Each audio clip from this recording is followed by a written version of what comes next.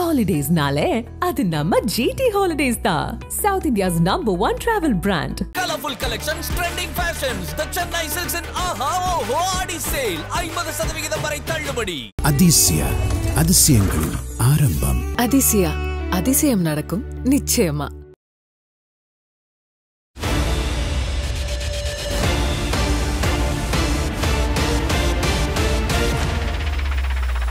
பத்திரிகையாளர் பொட்டா சட்டத்தில் அரெஸ்ட் ஆனது அப்படின்ற விஷயம் அது எங்க இருந்து வந்து எப்படி சேர்ந்தது? எழுதாவெல்லாம் நடந்துச்சு. 4 பக்கமும் ஏசி, தரை வந்து குளிர், இதில் தான் படுக்க வச்சுருந்தாங்க. மைக்ரைன் அந்த தலைவலி, ஏசி அப்போனா ஆஃப் பண்ணல. ஒரு பொண்ணு படுத்து கிடந்தா இப்படி வில்லைங்க இப்படி பார்த்துட்டு இருப்பாங்க. அது மாதிரி என்னை பார்த்துருக்காங்க. உருண்டு தலைவலி, உயிர் போகிற வலி. ஏற்பட்ட ஸ்டேஷன்னு அப்போ தான் தெரியும். அது ஒரு பாலடைஞ்ச ஒரு செல் இருக்குது. அசிங்கப்படுத்தி அந்த செல்லு உள்ளே வச்சுருந்தாங்க. பாத்ரூம்னா லெட்டின்னா அதில் ஒருத்தன் எவனோ கழிஞ்சு போயிட்டு வச்சுருக்காங்க. எல்லாம் கலத்து சொன்னாங்க. ஒரு சித்திரவதை எத்தனையோ பார்த்துருக்கோம். இப்படி ஒரு சித்திரவதையை நான் எதிர்பார்க்கல. ரஜினியை கைது பண்ணணும், ஏன் கிருஷ்ணாவை கைது பண்ணணும், ஏன் கலைஞரை கைது பண்ணலாம் என்னென்னா அப்போ அந்த அம்மா வந்து பிரதமர் கனவுல இருக்காங்க. ஐபிசி தமிழ் வழங்கும் Nakkheeran Gopal celebrating 4 decades of fearless journalism. வாரத்துக்கு 2 முறை நக்கீரன் வந்து அந்த இஷ்யூ வரும்போது 3 கொண்டு வந்தோம் தம்பி. நான் பொதுவாக சொல்கிறேன், வர்ற நக்கீரனுடைய எல்லா இதழ்கள்லையுமே ஆசிரியர் சிறையில் இருக்கார், இன்னைக்கு இத்தனாவது நாள் அப்படின்றது வந்து தொடர்ச்சியாக வந்துக்கிட்டே தம்பிகளுடைய வேலை. அது வந்து தொடர்ச்சியாக வந்துக்கிட்டே இருந்தது. இந்த ஒரு பத்திரிகையாளர் பொட்டா சட்டத்தில் அரெஸ்ட் ஆனது அப்படின்ற விஷயம் அது எங்கே இருந்து வந்து எப்படி சேர்ந்தது? எழுதாவெல்லாம் நடந்துச்சு. ஏங்க பொட்டான்னு ஒரு சட்டத்தை இயற்றுறாங்க மத்திய அரசு. முதல்ல உள்ளே நையான்னு கையை தூக்குனது ஜெயலலிதா, அதாவது ஆதரிச்சு, புரியுதா? அதை எதிர்த்து ஓட்டு போட்டவர் எங்கள் அண்ணன் வைகோ அண்ணன். அவரை தான் முதல்ல அரெஸ்ட் பண்ணாங்க.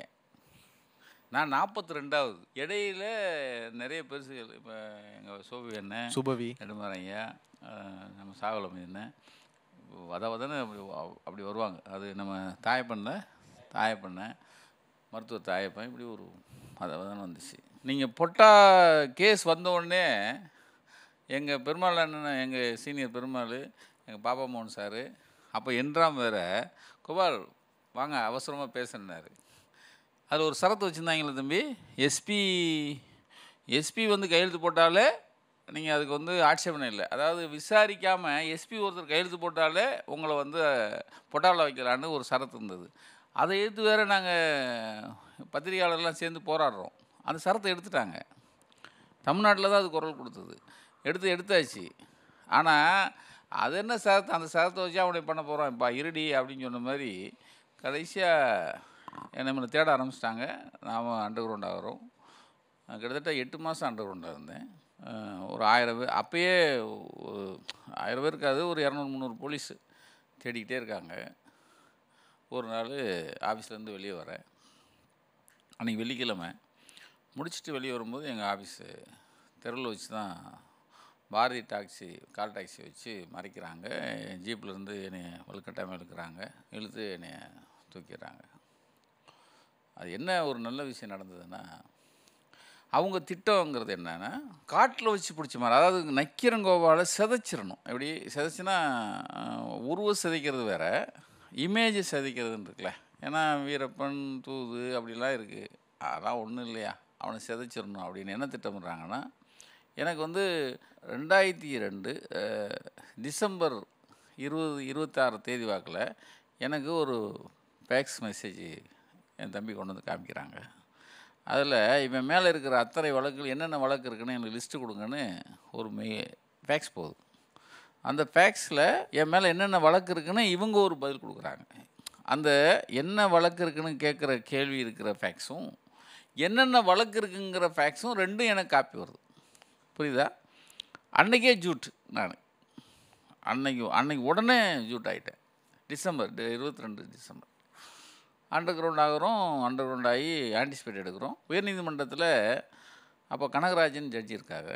எங்களுக்காக வாதாடினது என் நடராஜன் அவர். அப்போ ஓப்பன் கோர்ட்டில் அவங்க சொல்கிறாங்க, இந்த மாதிரி நோ கேஸுங்கிறாங்க. ஒரு ஆன்டிசிபேட் பெயிலுக்கு நோ கேஸுன்னு சொன்னால் அது டிஸ்மிஸ் தான்.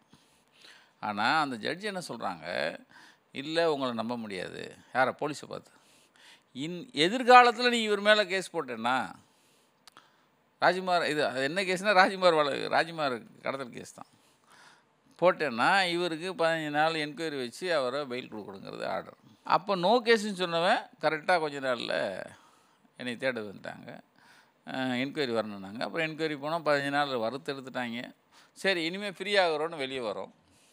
வெளியே எங்கள் பாப்பா மோகன் சார் வீட்டிலேருந்து வெளியே வரும்போதே ஃபோன் வந்துச்சு, சார் அடுத்த கேஸ் ரெடி பண்ணிட்டாங்க, ஒரு மர்டர் கேஸ் தூக்குறாங்க அப்படின்னு சொல்லி. சரி மறுபடியும் அண்டர் கிரவுண்டு இப்படி போயிட்டுருக்கோம். பொட்டாலில் கடைசியில் பொட்டாலில் கொண்டு வந்து முடித்தாங்க.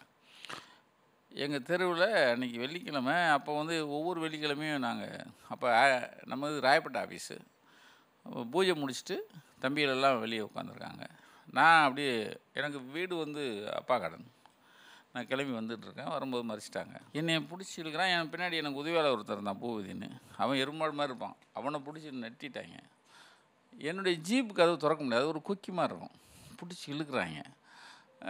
இந்த பக்கம் பாரதி டாக்ஸியில் பாரதி நிற்கிது, அதுலேருந்து புதன்னு ஆள் இறங்கி தான் சுற்றி என்னை எடுக்கிறாங்க. என்னை பிடிச்சி இழுக்கிறாங்க. நான் வரல, கதவை பிக்கிற அளவுக்கு வந்தோடனே ஐயோ கதவை பிச்சுருவாங்களான்ட்டு இரியா இறங்குறேன்னு இறங்கும்போது திரும்பி பார்க்குறேன். அப்போ என்னுடைய தம்பி ஓட்டுநர் வந்து மோகன் ஒரு தம்பி இருந்தான். அப்படி திரும்ப அவன் திருன்னு ஓடுறான் சஃபாரி போட்டு. ஏன் நம்மளை பிடிச்சி இழுக்கிறாங்க, இவன் என்னடா ஓடுறான், புரியுதா, ஓடுறான்ட்டு நான் என்ன பண்ணேன், வலுக்கட்டாயமாக போகாமல் இருக்கிறதுக்கு எல்லா வேலையும் பண்ணுறேன். அப்புறம் வயிற்றில் குத்தி ஏற்றுறாங்க. வயிற்றில் குத்துனவன் சேதுன்னு ஒரு இன்ஸ்பெக்டர் உள்ளே ஏற்றிட்டாங்க. ஏற்றி கொண்டு போனால் என்ன திட்டம் முன்னாடி போட்டிருந்தாங்கங்கிறது செய்தி இருக்குல்ல, அது என்னென்னா ஒரு டாட்டா சுமோ அந்த மாதிரி காரில் 70 லட்ச ரூபா பணம், நக்கீரன் கோபால், ஆயுதம், கார்டு சேர்த்து வச்சிங்கன்னா கரெக்டாக வரும். வீரப்பங்காடு, நக்கீரன் கோபால், ஆயுதம், பணம். நாங்கள் அப்பயே சொன்னோம் இல்லையா இவன் வீரப்பால்னு, அப்படிங்கிறதுக்காக தான் இவங்க திட்டமிடுறாங்க. அந்த சுமோவாக அந்த பெரிய வண்டி எங்கே நிற்கிதுண்டா இஏ இருக்குல்ல, எக்ஸ்பிரஸ் அவென்யூ, அதில் ஏற்ற மாதிரி சர்ச்சை ஒட்டி இருட்டில் நிற்கிது. ஒரு ஏற்ற மாதிரி சர்ச் இருக்குல்ல, அதுவே அந்த சர்ச்சை ஒட்டி இருட்டில் இருக்குது. இவங்களுடைய திட்டமே ஆஃபீஸ்லேருந்து கடத்துறது. கடத்திட்டா எப்படி கலைஞரை கடத்துனாங்கல்ல, அதே தான். ரோடை பிளாக் பண்ணிட்டா யாரும் ஃபாலோ பண்ணி வர முடியாது. இப்போ ஜான்ஜானிகான் ரோடை பிளாக் பண்ணிடுறது, நம்ம கார் மாத்திரம் போகும். அங்கே இருட்டில் வச்சு மாற்றிட்டு காட்டு கொண்டு போயிடும். ஆள் அரவம் இல்லாமல் காலி பண்ண இருந்தால் அவங்களுடைய பிளான். கொஞ்ச நேரத்தில் நானும் இழுத்துக்கிட்டு இருக்கேன். கொஞ்ச நேரத்தில் தடன்னு நம்ம ஆஃபீஸ் தம்பியில் வந்துட்டாங்க. யார், எங்கள் பெருசு சுந்தர், சுரேஷ், அப்போ என் தம்பி குருசாமி. அங்கே அதாவது சாமி கும்பிட்டு எல்லோரும் கிளம்ப தயாராக இருக்கிறவங்க எல்லாருமே சடன்னு வந்துட்டாங்க. என்னை கடத்தின இடத்துக்கு எனக்கு நிம்மதி பெருமிச்சு. ஏன்னா நம்மளை ஒரு திட்டம் போடுறாங்கன்னு தெரிஞ்சது இந்த நேரம். இப்போ எங்கே போனாலும் நம்ம தம்பிகள் கூட வருவாங்க. எல்லோரும் உருன்னு 2 வீலரில் எல்லாம் ரெடி ஆகிட்டாங்க. கொஞ்சம் நேரத்தில் என்னை கூப்பிட்டு போயாச்சு. சிபிசிடி ஆஃபீஸு உள்ளே வச்சாங்க. ஒரு அறை தம்பி இவ்வளோ தான் இருக்கும். 4 பக்கமும் ஏசி, தரை வந்து குளிர், இதில் தான் படுக்க வச்சுருந்தாங்க. எனக்கு மைக்ரைன், அந்த தலைவலி. ஏசி ஆப்பனா ஆஃப் பண்ணல. இப்படியே இந்த படத்தில் ஒரு பொண்ணு படத்துக்கு கிடந்தா இப்படி வில்லைங்க இப்படி பார்த்துட்டு இருப்பாங்களே, அது மாதிரி என்னை பார்த்துட்ருக்காங்க. உருண்டு தலைவலி, உயிர் போகிற வலி. அப்போ மோம்பலிலாம் வந்தார். என்ன அப்படின்ட்டு போயிட்டான் அந்த ஆள். சரி இதெல்லாம் நினச்சி இது போடா உள்ளே கொண்டு வச்சாச்சு. அடுத்த நாள் காலையில் என்னை வந்து சிபிசி ஆஃபீஸ்லேருந்து பின்வழியில் கொண்டு போகிறாங்க. பின்வழியில் கொண்டு போகும்போது அப்போ அன்புன்னு என் தம்பி நம்மகிட்ட ஒரு வேலை பார்த்தான் ஒரு பையன். அவனும் சம்பத்துன்னு நம்ம போட்டோகிராஃபர் ஒருத்தர் இருந்தார். பின்னாடி அந்த அன்பு பையன் போய் அன்பும் பார்த்து சம்பத்தை கூட்டு வந்தான். எங்கள் சுரேஷ் அவர் எங்கள் ஜிஎம் அவரையும் கூட்டு வந்தாச்சு. கூட்டு வந்தோன்னா அண்ணனை கடத்துறாங்கன்னு கத்துறாங்க. பின்னாடி வழி கூட தெரியாமல் கடத்துறாங்க. எங்கள் சேதாப்பட்ட மேஜிஸ்ட்ரேட் வீட்டுக்கு எல்லோரும் சல்லுன்னு அங்கே எல்லோரும் வரான். மேலே போகிறேன். ஜட்ஜி அங்கே உட்காந்துருக்காரு. நான் இங்கே நிற்கிறேன். எனக்கு முன்னாடி 4 எருமாடு மாதிரி சிபிசிடி நாகராஜன் ஒரு டிஎஸ்பி இருந்தான். அவனோட சேர்ந்த எல்லோரும் நிற்கிறான். அவர் முதல்ல என்ன வழக்குன்னு கேட்டால் சொல்லவே இல்லை அது வரைக்கும். அப்போ அவர் சொல்கிறாரு, ஏங்க நீங்கள் ஜீப்பில் துப்பாக்கி வச்சுருந்தீங்களான்னார். ஐயா துப்பாக்கியா அப்படின்னேன். அவர் சூங்கிறாரு. இல்லையா ஐயா, இவங்க வந்து சொல்ல விட மாட்டேங்கிறான். பின்னாடி ஒருத்தன் ஜட்டையை பிடிச்சி இழுக்கிறான் போலீஸ்காரன். ஐயா இங்கே பாருங்க, கோர்ட் மாதிரி இல்லையா, என்னையா இப்படி பண்ணுறாங்க அப்படிங்கிறார் அவர்.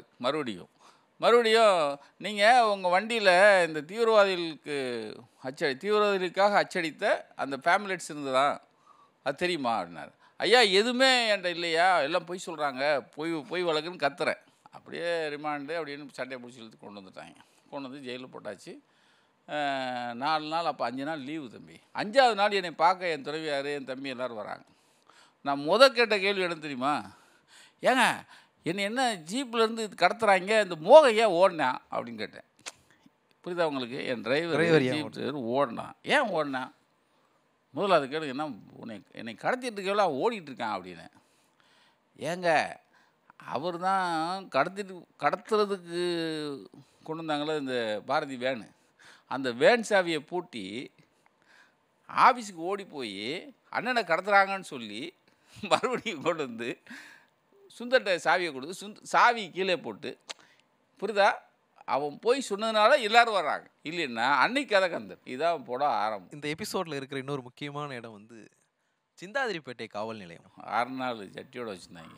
அது என்ன பண்ணாங்க, கஸ்டடி எடுத்தாங்க. கஸ்டடி எடுத்து சிந்தாதிரிப்பேட்டை எங்கேயோ கூப்பிட்டு போகிறாங்க. நம்ம தான் 4-5 வேன் வச்சு தான் கொண்டு போகிறாங்க சிந்தாதிரிப்பேட்டை ஸ்டேஷன்னு. அப்புறம் தான் தெரியும் அது ஒரு பாலடைஞ்ச ஒரு செல் இருக்குது, அதுக்குள்ளே அசிங்கப்படுத்தி அந்த செல்லு உள்ளே வச்சுருந்தாங்க. அதாவது பாத்ரூம்னா லெட்டின்னா அதில் ஒருத்தன் எவனோ கழிஞ்சு போயிட்டு வச்சுருக்கான், தண்ணி ஊற்றாமல் இருக்குது. சுற்றி பெருச்சாலிலாம் ஓடுது, காக்ரோச் அது என்னது கரப்பாம்பூச்சி எல்லாம் ஓடுது, பிசு பிசுன்னு இருக்குது. எல்லாம் கழட்ட சொன்னாங்க. நான் என்னென்ன இல்லை கழட்டுங்க அப்படின்னாங்க. அப்படி இல்லை, இது உங்களுக்கு விருப்பம் இல்லைன்னா இதில் ஒரு கையெழுத்து போடுங்க, படித்து பார்க்கலாமா. படித்தா அதில் பயங்கரமான ஒரு விஷயம் எழுதியிருக்காங்க. என்னென்னா, நான், கலைஞர், ரஜினி, கிருஷ்ணா, வீரப்பன் இந்த 5 பேரும் திருச்சி சிறையில் இருக்கிற அந்த எக்ஸ்ட்ரீமிஸ்ட் இருக்காங்க, தீவிரவாதி, எல்லாருமே கூட்டு சதி பண்ணி ராஜ்குமாரை கடத்தணும்னு அதில் எழுதி கேட்குறாங்க. அதெல்லாம் ஏன் பூரா போய்ங்க, நான் கையெழுத்து போட முடியாது. போட்டால் நீங்கள் ஃப்ரீயாக இருக்கலாம், இல்லைன்னா ஜட்டியோடு தான் இருக்கணும்னு சொன்னாங்க. நமக்கு என்ன, அது கையெழுத்து போகிறதுக்கு ஜட்டியோடு இருந்துட்டு போகலான்ட்டு ஒரு 6 நாள் வச்சேன். டெய்லி வருவாங்க. காலையில் ஒரு பொம்பளை வரும். அந்த அவங்க என்ன செய்வாங்க, அவங்க அனுப்புகிறது தானே, என்னை பார்த்துட்டு விளக்கமாக திருப்பி தட்டும், கேவலப்படுத்துகிறாங்க. அவன் கேவலப்படுத்த வைக்கிறாங்க. நான் ஒன்றும் பண்ணல, ரைட்டு அப்படின்ட்டு. ஒரு சித்திரவதை எத்தனையோ பார்த்துருக்கோம், இப்படி ஒரு சித்திரவதையை நான் எதிர்பார்க்கல. அப்போ இந்த ஒரு கையெழுத்து போதும் இவங்க எல்லாரையும் பொடால தூக்கணும்னு அவங்களுக்கு. அதுக்கு பின்னாடியும் ஒரு கதை இருக்குது. ஏன்னா ஏன் ரஜினியை கைது பண்ணணும், ஏன் கிருஷ்ணாவை கைது பண்ணணும், ஏன் கலைஞரை கைது பண்ணலாம், என்னென்னா அப்போ அந்த அம்மா பிரதமர் கனவில் இருக்குது. ரஜினியை பொடால அரெஸ்ட் பண்ணால் அமிதாப் பச்சன் கத்துவார், கிருஷ்ணாவை கைது பண்ணால் இந்தியாவில் இருக்கிற அனைத்து காங்கிரஸ் முதலமைச்சர்கள்லாம் பதறுவான். இந்த பக்கம் காஞ்சி சங்கராச்சாரியர் பண்ணியாச்சு. இப்போ கலைஞர்னால் அவர் வைரி, பரம வைரி இல்லை. இதுதான் அவங்களுடைய திட்டம். என்னையை வச்சு காய் நகர்த்த பார்த்தாங்க. ஆனால் அதுக்கு நம்ம உடன்படலை. அதனால் 6 நாள் ஒரு சவக்குழியில் இருந்துட்டு வந்தோம். இந்த எபிசோடு எப்படி முடிஞ்சது? எந்த எபிசோடு நீங்கள் பேசுகிறதா? பொட்டா எபிசோடா? 2 பெயிலு. அதாவது வாழ்க்கையில் 42ஆவதாக நாங்கள் அரெஸ்ட், முதலாவதாக எங்கள் ஒரு வைகோண்ணன். எனக்கு முதல்ல சுப்ரீம் கோர்ட்டில் பெயில் எடுக்கிறாங்க. இங்கே தான் சுப்ரீம் கோர்ட்டு தான், சாரி இங்கே ஹைகோர்ட்டு எனக்கு கிடைக்கிது. சுப்ரீம் கோர்ட்டில் கேன்சல் பண்ணுறது கவர்மெண்ட் மெயினாக போய், அடுத்து 2வது மறுபடியும் ஹைகோர்ட்டு எனக்கு பெயில், வேறு ஜட்ஜி, அதையும் மறுபடியும் சுப்ரீம் கோர்ட்டு போகும்போது அப்போது சீஃப் ஜஸ்டிஸ்ட்டு வாட் இஸ் அர்ஜென்சிங்கிறாரு, அவன் தசு புசுங்கிறாங்க ஏதோ. அப்போ அவர் நல்ல வேலையாக நான் ரிலீஸ் ஆன இதை டிவியில் பார்த்துட்ருக்காரு. ஆனால் காலையில் ரிலீஸ் ஆகாமல் இருக்கிறதுக்கு அந்த சூப்பரண்டு செந்தூர் பாட்டின்னு ஒருத்தர் இருந்தான். அவன் என்ன பண்ணிட்டான், காலையில் எப்பயும் வர வேண்டியும் வரவே இல்லை. ஏன்னா தாமதமாக வந்தால் இவங்க சுப்ரீம் கோர்ட் பிளான் பண்ணி அதையும் ஸ்டே பண்ணுறதுக்காக பிளான் பண்ணுறாங்க. ஏதோ அப்போ எப்படியும் ஒரு 5000 பேர் நம்ம மக்கள் இருப்பாங்கள்ல, 2000 பேர் மக்கள் என்னுடைய வரவேற்பை எதிர்பார்த்துட்டு, வெளியே வரதை எதிர்பார்த்து 2000 பேர் இருக்காங்க. வேறு வழி இல்லை, இது மேலே விட்டால் 2000 பேர் உள்ளே பூந்துருவாங்கிற பயத்தில் என்னை வெளியே விட்டாங்க. அதில் ஒரு சென்டிமெண்ட்டாக ஒரு விஷயம் இருக்கும் தம்பி. வெளியே வரும்போது வக்கீல் என் தம்பியில் எல்லாத்தையும் பேசிட்டு காரில் ஏறுறேன். காரில் ஏறும்போது அந்த வாசலில் வேர்க்கடலை அவிச்சு விற்கிற ஒரு ஆயாமா, அது ஒரு எப்படி 80 வயசு இருக்கும். அது என்ன பண்ணுது, நான் உள்ளுக்குள்ளே திணிக்கும் போது என் கையை பிடிச்சி இழுத்து ஒரு கருத்த உருவம், கருத்த கை, கைக்குள்ளே ஒரு பொட்டலத்தை வைக்கும். நான் எதை வெடிகுண்டை தான் வைக்கிறாங்க போல் அப்படின்ட்டு எடுத்தால் வேர்க்கடலை அவிச்சது. அப்போ நான் மறுபடியும் இறங்கி அந்த அம்மா கையை பிடிச்சி, என்னம்மான்னு, ஐயா இந்த ஜெயிலுக்கு எத்தனையோ பேர் வந்திருக்காங்க, எவ்வளோ பேர் போயிருக்காங்க, ஆனால் நீ வருவேன்னு ஒவ்வொரு நாளும் 6 மணிக்கு நான் காத்து கிடப்பையா, 6:30க்குனா நீ வந்துடுவேன்னு சொல்லி, அதான் ஏன் இது அப்படின்னு. இதைத்தான் கொண்டு போய் எங்கள் அம்மா அப்பா மருத்துவமனையில் இருந்தாங்க, என் துணைவியார் கூட இருந்தாங்க, இந்த பரிசை தான் கொண்டு போய் கொடுத்தேன். இதுதான் பொடா சட்டம் வந்து 1 வருஷத்துக்கு கம்மியாக பண்ணக்கூடாதுன்னு சொல்லுது. அப்போ எங்கள் ஃபைட்டுங்கிறது அது வார் தான். அதாவது நான் அதான் சொன்னேன், அப்போ ஒரு கடிதம் எழுதியிருந்தேன் தம்பிகளுக்கு, சிறை எனக்கு தண்டனை உங்களுக்குன்னு எழுதியிருப்பேன். நான் உள்ளே இருக்கேன், ஒவ்வொரு ஜெயிலுக்கு கொண்டு போவாங்க, அது ஒவ்வொரு ஜெயிலில் கொண்டு போய் ஒரு இதில் பைத்தியமாக விளையாடைப்பாங்க, ஒரு இதில் இருட்டையில் வைப்பாங்க, அதெல்லாம் ஒரு பெரிய எபிசோடு. அதுலேருந்து தப்பிக்கிறது தான் என்னுடைய வேலை. கோர்ட்டை கவனித்து அது ஒரு போர் நடத்தி கொண்டு வரது இருக்கு இல்லையா, அதுதான் நீங்கள் சொன்ன அந்த ஒவ்வொரு இதழ்லையும் முதல் பக்கத்தில் இந்த கார்னரில் ஆசிரியர் 155வது நாள் சிறை, பொடா சிறையில் நக்கீரன் ஆசிரியர் 152வது நாள். இது எங்கன்னா நான் வெளியே வந்துட்டேன். வெளியே வந்தோடனே எல்லாருமே திரும்பி பார்த்தாங்க.